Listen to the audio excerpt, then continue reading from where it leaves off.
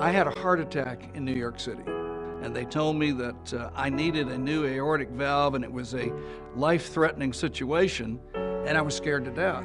I knew that the St. Joseph's Heart Institute had expertise in heart valves. And so I took my life in my own hands, flew back to Tampa. I had open heart surgery. The doctors, the nurses, the surgeons took great care of me. I'm still here today, and I'm still grateful.